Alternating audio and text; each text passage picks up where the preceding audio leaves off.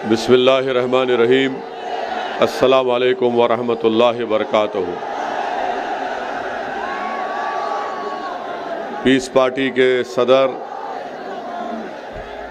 वो इस विधानसभा के प्रत्याशी मोहतरम जनाब डॉक्टर साहब, मेरे बड़े भाई, मेरे अज़ीज़ दोस्तों और बुज़ुर्गों, पीस पार्टी के तमाम ज़िम्मेदारान जो आज मंच पर बैठे हैं और आप तमाम हज़रात जो हज़ारों की तादाद में निकलकर आज के इस जनसभा में शिरकत की है, मैं आपका शुक्रिया अदा करता हूं कि आपने अपना वक्त निकाला और यकीनन इतनी बड़ी तादाद में आपका यहाँ पर जमा होना इस बात का पैगाम देता है कि इंशाअल्लाह ताला 3 तारीख़ के दिन आप दोबारा डॉक्टर साहब को यहाँ से अपना विधायक बनाकर उत्तर प्रदेश की विधानसभा में भिजाएंगे। मैं आपको सिर्फ यही बताने आया हूँ कि मजलिस इत्तेहादुल मुस्लिमीन डॉक्टर साहब की तायीद करती है। मजलिस इत्तेहादुल मुस्लिमीन भागीदारी परिवर्तन मोर्चा का हिस्सा है और उसके कन्वीनर बाबू सिंह कुशवाहा साहब हैं। और हमने ये तय किया कि जहां भागीदारी परिवर्तन मोर्चा का प्रत्याशी नहीं होगा वहां पर डॉक्टर साहब की पार्टी की हम उसकी तायीद करेंगे और जहां पर डॉक्टर साहब की पीस पार्टी का कैंडिडेट नहीं होगा वहां पर भागीदारी परिवर्तन मोर्चा की डॉक्टर साहब तायीद करेंगे। मेरे अजीज़ दोस्तों और बुज़ुर्गों, मैं सिर्फ आपको ये पैगाम देने आया हूँ कि जब तक आप अपने नेता को नहीं मुंतखब करेंगे, कामयाब नहीं करेंगे, आपकी आवाज़ भारत की सियासत हो या उत्तर प्रदेश की सियासत हो, कोई आपकी आवाज़ को सुनने के लिए तैयार नहीं है। मैं आपको ये बताने आया हूँ, इसकी मिसाल दे रहा हूँ आपको। भारत की पार्लियामेंट में 540 की ऐवान है, 540 के करीब सांसद बैठते हैं। आपने देखा कि जब ट्रिपल तलाक का कानून मोदी सरकार बना रही थी तो किसने उसके खिलाफ आवाज़ उठाई? जब ट्रिपल तलाक का कानून 3 मरतबा लोकसभा को लाया गया तो किसने संविधान के दायरे में रहकर दलीलें देकर उस कानून की धज्जियां किसने उड़ाई? किसने ये बताया पूरे मुल्क को कि ये कानून मुस्लिम महिलाओं को और परेशान करेगा और उनकी बर्बादी का बाइस बनेगा? समाजवादी भी थी, बसपा भी थी, कांग्रेस भी थी। और जो कुछ मैं कह रहा हूँ वो हर चीज़ रिकॉर्ड में यूट्यूब पर शामिल है, मौजूद है, आप देख ले सकते हैं। जब CAA का काला कानून लाया गया तो उस CAA कानून के खिलाफ किसने कहा कि ये मज़हब की बुनियाद पर बनाया गया कानून भारत के संविधान के खिलाफ है? किसने सारी दुनिया को और देश को बताया कि हम इस कानून को नहीं मानेंगे? और किसने पूरे देश के उन गयूर नौजवानों को भारत की संसद से एक पैगाम दिया कि जिस तरह महात्मा गांधी ने उस वक्त के सफ़ेद फाम हुकूमत के काले कानून को फाड़ दिया था, उसी तरह सऊद्दीन ओवैसी ने CAA के कानून को पार्लियामेंट में फाड़ कर कह दिया कि हम इसको नहीं मानते हैं। उसके बाद अल्हम्दुलिल्लाह, उसके बाद देश के कोने कोने में हमारी इज़्ज़तदार माँ और बहनों ने, हमारे गयूर नौजवानों ने और उन तमाम जिम्मेदारों ने जिन्हें देश से मोहब्बत है और रहेगी, जिनको संविधान से लगाव है और रहेगा, उन्होंने पुरअमन एहतजाज भी किया। आज उत्तर प्रदेश की विधानसभा तड़प रही है कि एक ऐसे आदमी की आवाज़ को सुनने के लिए जो गरीब, मजलूम और पिछड़ों की आवाज़ को उठाएगा। आज उत्तर प्रदेश की विधानसभा के दरो दीवार इस बात को ढूंढ रही है कि कहाँ है वो आवाज़ जो गरीब और मजलूमों के इंसाफ का मुतालबा इस विधानसभा में करेगा। मैं आपको एक पैगाम देने आया हूं कि डॉक्टर साहब को कामयाब करिए। आपने पहले भी उनको अपने वोट और दुआओं से कामयाब किया था, आप दोबारा डॉक्टर साहब को कामयाब करिए ताकि उत्तर प्रदेश में अगर ये जीत के जाएंगे इंशाअल्लाह तो ये डॉक्टर साहब की इनफरादी कामयाबी नहीं होगी, ये आपकी कामयाबी होगी, ये मजलूमों की कामयाबी होगी, ये गरीबों की कामयाबी होगी, ये उन लोगों की कामयाबी होगी जिनकी ज़बानों को बंद कर दिया गया, ये उन लोगों की कामयाबी होगी जिनके बहते हुए आंख से आंसुओं को कोई नहीं देख रहा है, ये उन लोगों की कामयाबी होंगी जो ख्वाब देख रहे हैं कि मुझे भी हिस्सेदारी में हिस्सा मिलना चाहिए। इन लोगों की कामयाबी के लिए आपको डॉक्टर साहब को कामयाब करना है ताकि वो उत्तर प्रदेश की विधानसभा में जाकर गरीब और मजलूमों की लड़ाई को लड़ सके। आज उत्तर प्रदेश की विधानसभा में कई लोग तो जीत कर चले जाते हैं सपा के नाम पर, बसपा के नाम पर, कौम के नाम पर, मगर जब कौम की बात आती है तो गूंगे, अंधे और बहरे बन जाते हैं। आज हमको गूंगे, अंधे और बहरों को वोट नहीं देना है, हमको उन लोगों को वोट देना है जो इन गूंगे, अंधे, बहरों का इलाज कर सके और डॉक्टर साहब इनका इलाज करेंगे इंशाअल्लाह ताला। यकीनन मैं एक मुख्त मजलिस इत्तेहादुल मुस्लिमीन का मैं सदर हूं, मेरा ताल्लुक दूसरी पार्टी से है।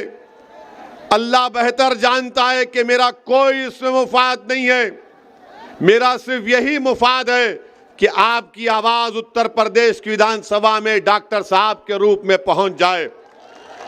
मेरा इनसे कोई रिश्ता नहीं है, सुनो आप, मेरा इनसे डॉक्टर साहब से कोई रिश्ता नहीं है, मेरा इनसे कोई ताल्लुक भी नहीं है। हाँ, मगर एक रिश्ता है जो रब्बे करीम ने आपको हमको जोड़ दिया, मैं तुमको उस रिश्ते का वास्ता दे रहा हूं, निकलो और वोट डालो डॉक्टर साहब को। डॉक्टर साहब कामयाब होंगे, डॉक्टर साहब जब कामयाब होंगे तो हारेगा कौन बताओ? जब डॉक्टर साहब कामयाब होंगे तो हारेगा कौन? कौन हारेगा? कौन हारेगा?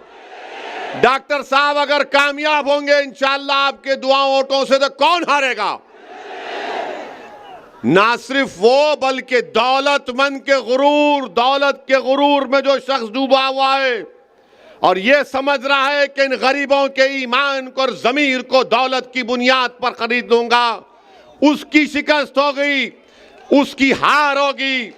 और याद रखो, अगर कोई दौलत की ताकत पर ये कह रहा है कि मैं किसी का ईमान खरीद लूंगा, मैं किसी का ज़मीर खरीद लूंगा, अरे तुम हमारी तारीख को नहीं जानते, तुम हमारी तारीख को नहीं जानते। हाँ, जो अबू जहल और अबू लहब और यजीद का साथी होगा वो दौलत पर अपना ईमान और अपना ज़मीर बेचेगा। जो हुसैनियत का परचम उठाए हुआ है वो दौलत और ताकत के आगे सर नहीं झुकाएगा, ना कभी झुका सकता है। दौलत को हराना है और अजमत को जिताना है, दौलत को हराना है और अपनी आवाज को जिताना है। आज लोग दौलत के सहारे चुनाव जीतना चाहते हैं, तो मैं उनसे कहना चाह रहा हूं कि तुम हमारी तारीख को भूल गए, तुम ताइफ और मक्का की तारीख को भूल गए। अरे हम उनके नाम लेवा हैं जिन्होंने कहा था कि एक हाथ में चांद और सूरज को भी दे दो तब भी हम राय हक से मुंह मोड़ने वाले नहीं हैं।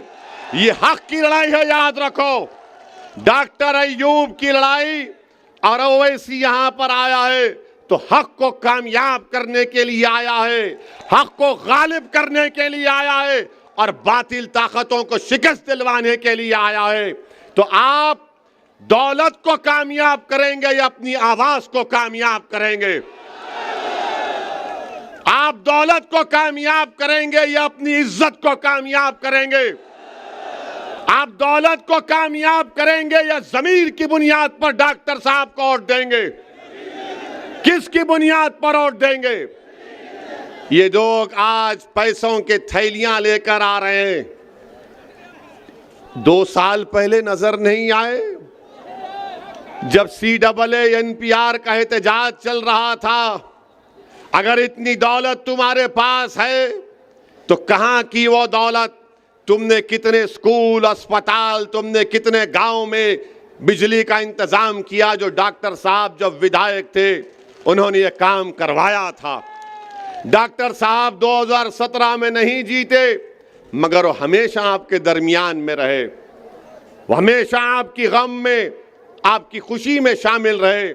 मेरे अजीज दोस्तों और बुजुर्गों, एक पूरी मंसूबाबंद तरीके से साजिश की जा रही है कि जहां कहीं भी आवाज उठेगी सच्चाई की, मजलूमों के इंसाफ की, जालिमों को हराने की, तो तमाम दुश्मन एक होकर ये कोशिश कर रहे हैं कि हक की आवाज को दबा दो, क्योंकि इनको मालूम उत्तर प्रदेश की 400 की विधानसभा में अगर एक डॉक्टर अय्यूब पहुंच गया तो इन सब की नींदें हराम हो जाएगी। इसीलिए इनकी हराम की दौलत को इस्तेमाल किया जा रहा है ताकि आपकी आवाजों को दबा दिया जाए। अरे डॉक्टर अय्यूब की जिंदगी आपके सामने कोई अहमियत नहीं रखती। हम सब इस दुनिया में आए हैं तो जाएंगे, मगर याद रखो कौन तुम्हारे लिए लड़ेगा, कौन तुम्हारी नाइंसाफी के खिलाफ आवाज बुलंद करेगा, कौन तुम्हारी हक को जताने के लिए सारी दुनिया के सामने कहेगा उत्तर प्रदेश की विधानसभा में कि खलीलाबाद की जनता हो, पूर्वांचल की जनता हो, उत्तर प्रदेश की जनता हो, मैं इन पर जुल्म को बर्दाश्त नहीं करूंगा। बताओ कौन तुम्हारी आवाज उठाएगा? असदुद्दीन ओवैसी इसी बात को समझते हुए, महसूस करते हुए मैं आपके दरमियान में आया हूं और मैंने डॉक्टर साहब से कहा, डॉक्टर साहब अगर जिंदगी बाकी रही तो इंशाअल्लाह ताला 24 में भी हम सबकी नींद हराम करेंगे इंशाअल्लाह। तो जो दुश्मन दौलत लेकर आ रहा है प्यारे, थोड़ी बचा के रख, 24 में फिर आएंगे हम।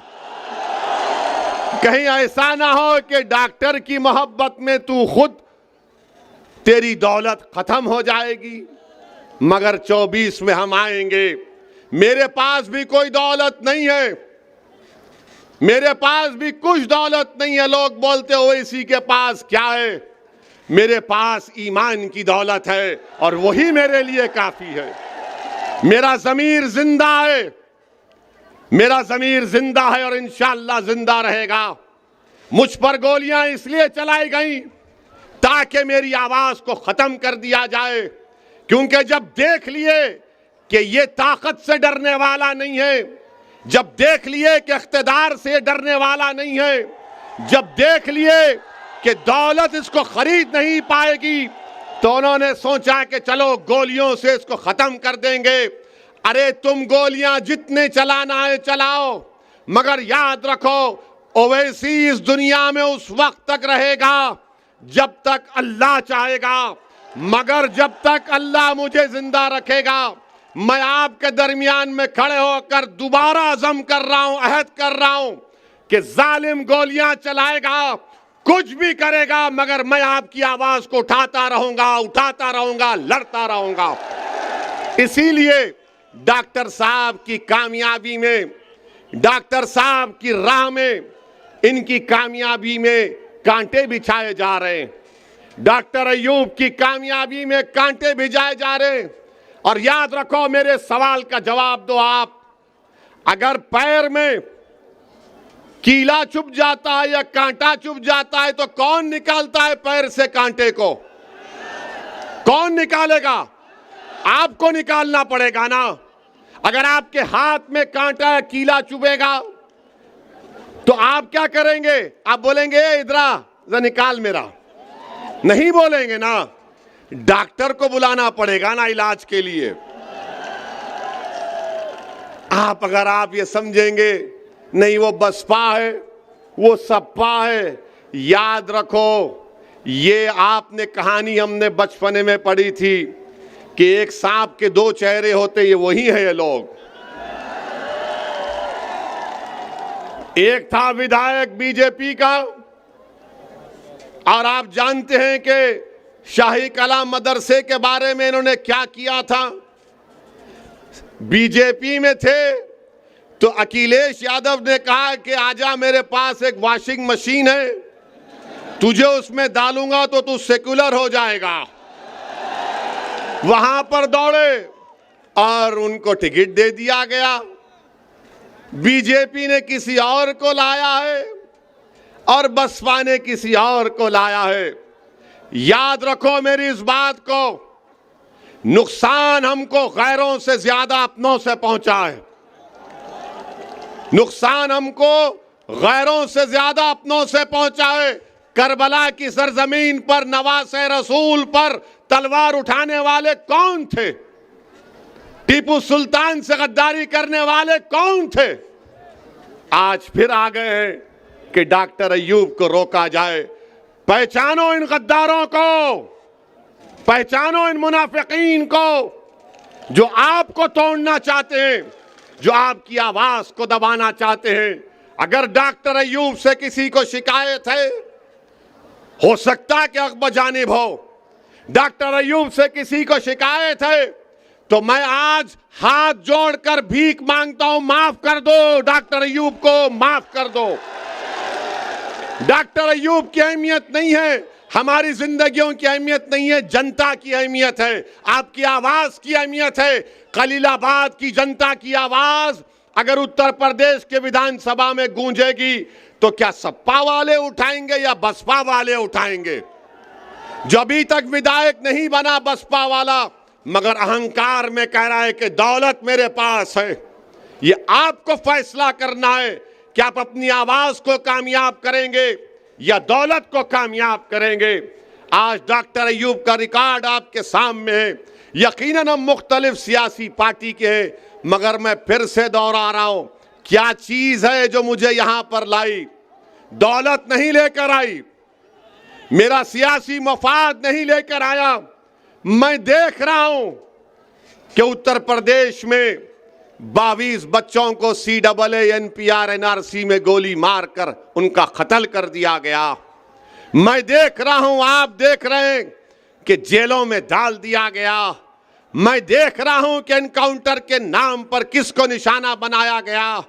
हम देख रहे हैं कि वो बच्चा कासगंज का पुलिस स्टेशन में उसको मार दिया गया।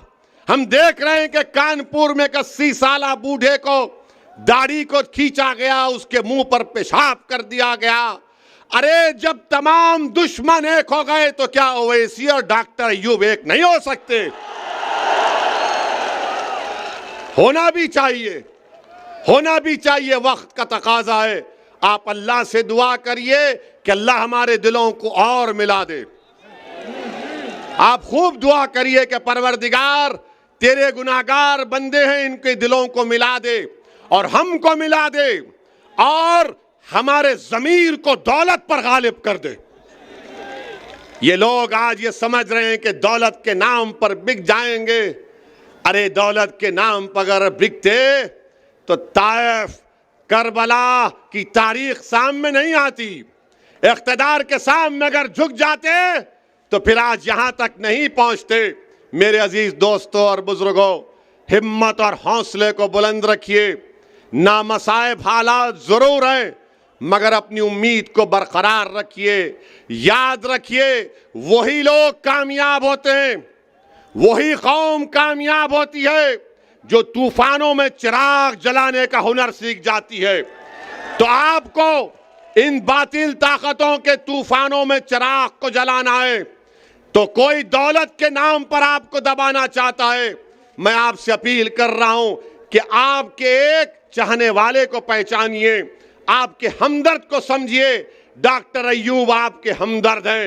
एक सवाल का जवाब दो, अगर कल कोई दूसरी पार्टी का विधायक जीत गया और अगर डॉक्टर अय्यूब भी तुम्हारे सामने विधायक होंगे, तुम किसके पास जाकर कहोगे डॉक्टर मेरा काम करेगा नहीं करेगा? किसको बोल सकोगे? तुम बसपा के या बीजेपी के विधायक को बोल सकोगे? वहां पर हाथ जोड़कर जाना पड़ेगा, विधायक जी विधायक जी, डर डर कर जाना पड़ेगा, सांस लेने की इजाजत भी नहीं होगी। मगर डॉक्टर अय्यूब कामयाब होंगे तो दूर से कहेगा अस्सलाम वालेकुम, ये डॉक्टर साहब किधर, दिखाई नहीं दे रहे, आएंगे नहीं क्या गांव को? ये मिजाज पैदा करना पड़ेगा। यही मिजाज आपको कामयाब करेगा। पहचानो अपने दोस्त और दुश्मन को मेरे भाई। यही पैगाम देने आया हूं और इंशाअल्लाह ताला आता रहूंगा। क्या 3 तारीख के दिन आप गिलास के निशान पर बटन दबाएंगे? कितने लोग बटन दबाएंगे? हाथ उठाइए। कितने लोग दौलत को ठुकराएंगे? कितने लोग दौलत को ठुकराएंगे? तो आपको मुबारकबाद। और याद रखिए, डरना नहीं। जब डरेंगे तो क्या उस बच्ची ने क्या नारा लगाया था? जब डरेंगे तो उस बच्ची ने क्या नारा लगाया था? उस बच्ची ने क्या पैगाम दिया? एक बच्ची ने इख्तिदार के सामने कह दिया नहीं डरेंगे, नहीं खरीद सकते हमको, तो लगाओ नारा धूम के पुकार के। अस्सलाम वालेकुम वरहमतुल्लाहि वबरकातुहू।